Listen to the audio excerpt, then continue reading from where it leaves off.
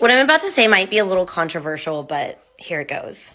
Norway is such a special place, and people are leaving America in droves. What I'm about to say only goes for white middle-class people leaving America, okay? Might sound like a small niche, but it's really important that I emphasize that early because that's the realm I can speak to.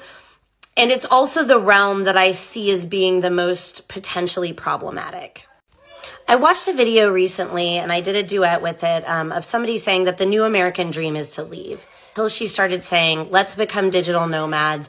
Let's get jobs digitally and earn American money on somebody else's soil and live this great life.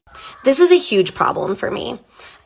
We have reports coming in more and more that digital nomads, often white middle-class people from America, going to places like Spain and Portugal, which are relatively cheap compared to America and Norway, and basically going there, earning American money, not paying taxes in Spain and Portugal, not really contributing to Spain and Portugal's infrastructure or society, therefore, and driving houses up.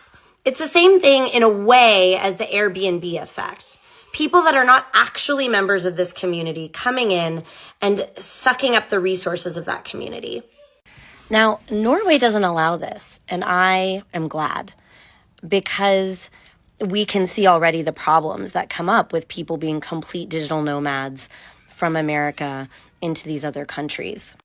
I'm actually glad that Norway was listed the least good place for expats to go because it's expensive and you can't make friends. I'm not saying I agree with that. I'm saying don't come to Norway because you think it's like your party boat, that you get to go and just have a party and not actually be a member of the community. That is destroying the communities that people are going into.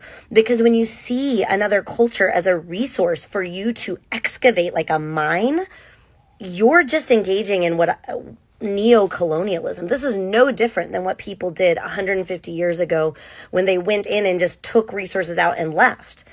And again, it's important that I emphasize that I am talking about white middle-class people that may have this mentality when they go abroad.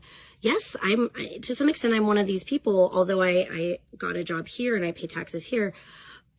I was seeking to get a better life. And I absolutely know Black people in America who, America's a death trap if you're Black, so that's completely different.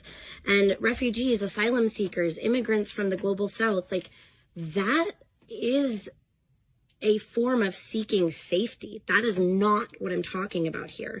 What I'm talking about here is the mentality that you can live somewhere to basically just eat good food and sit on the beach all the time and drink cocktails and not think about the cost that has both to the culture that you've come to, and also to other people who might be hoping to get to that country to save their own lives or provide an actual possibility of life for their children.